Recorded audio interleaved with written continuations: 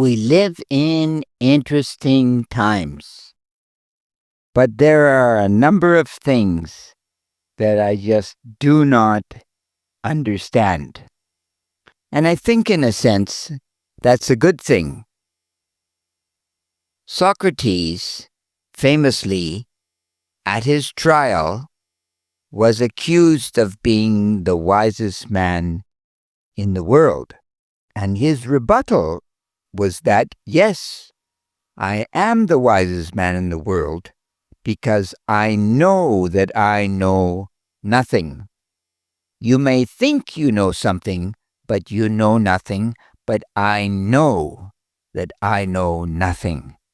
So, if you approach life in that way, it becomes quite curious, to be quite honest.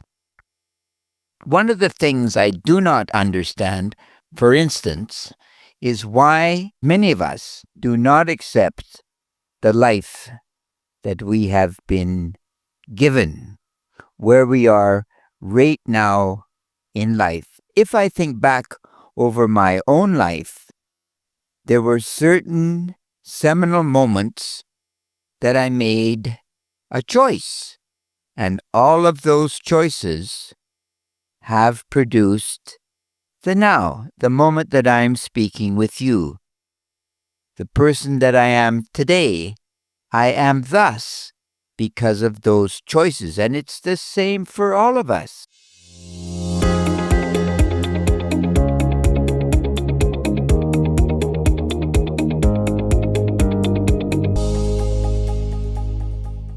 Recently, I was on an airline and I spoke to the purser on the airline, and he was going to retire in another 2 years.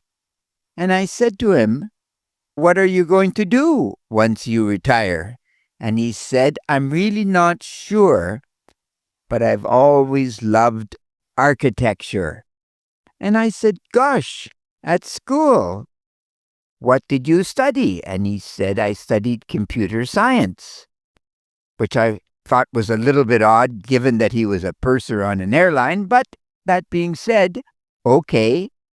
So when you retire, are you going to study architecture? Because obviously he's still a relatively young man. He's maybe 55, something like this. And he said, "No." And here are the famous words, "I am too old." And I said to him, "No, you're not. Not at all. But it will take some time to go back to school and get your degree in architecture, or perhaps don't even do that, just get a job." I mean, this is what famous architects, I'm sure, have done in history. They've just gone and started out and did their very best and eventually became famous, like so many professions. They didn't go to school, they worked into the job, and etc., etc. Steve Jobs is the classic, right? Apple.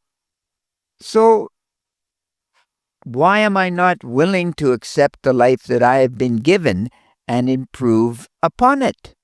Because given that I'm a man, given that I'm 69 once again, certain amount of money, certain amount of intelligence, sort of white, then everything else is possible. And this truism came to me during my Camino walk during the recent summer.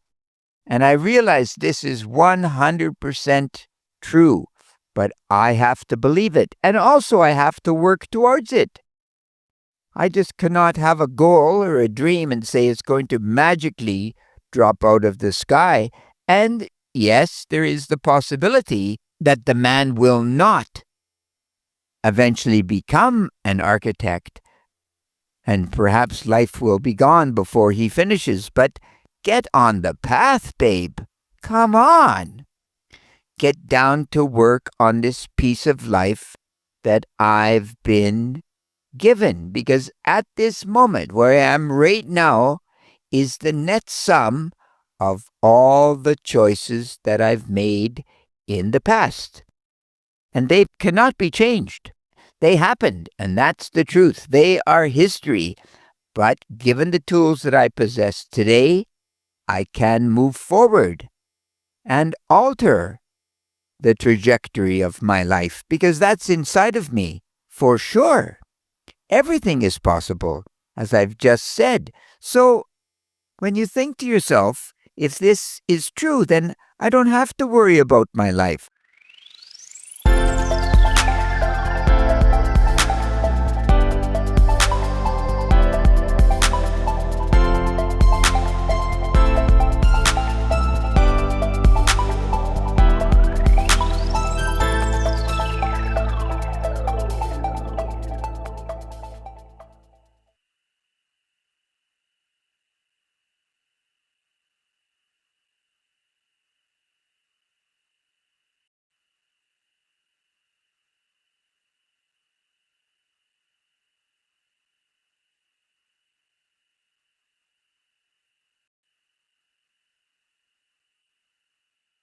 I'm happy with the piece of life that I've been given because it has produced the feeling that I have today.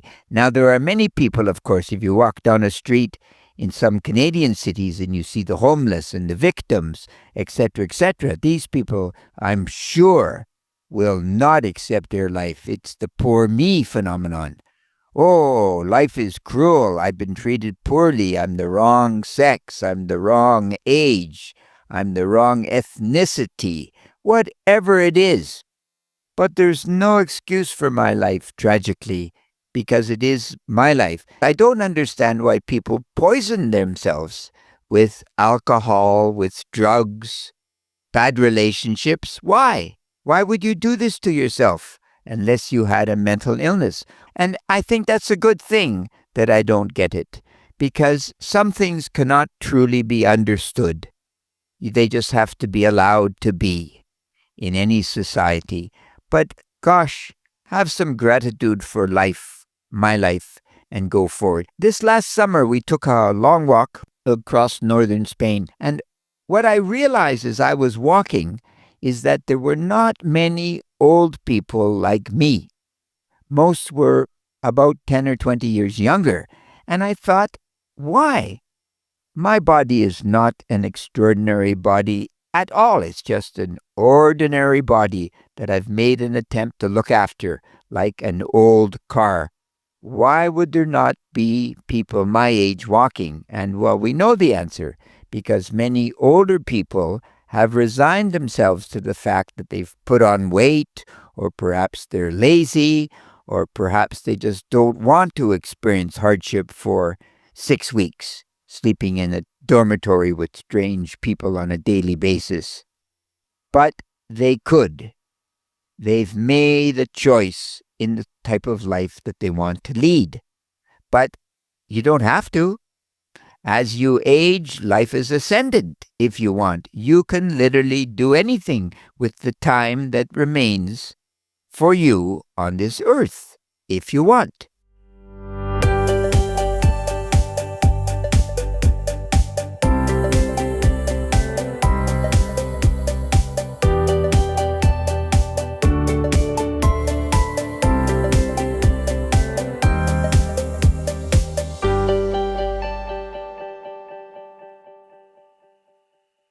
And of course, if you don't want, this also is up to you. But the anxiety that exists supposedly amongst the young is equally replicated amongst the old.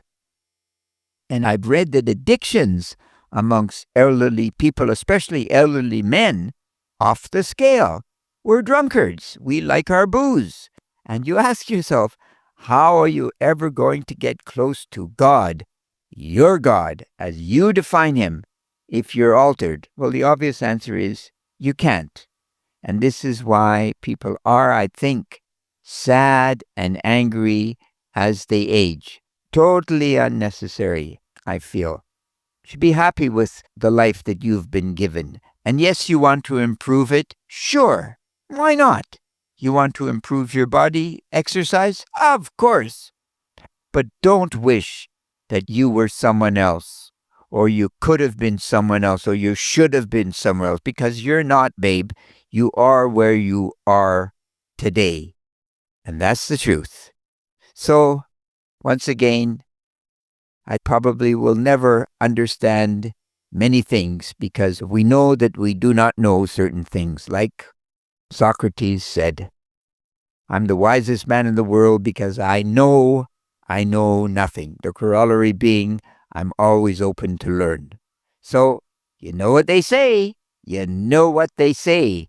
Critical thinking is everything, especially if you're going to accept your piece of life.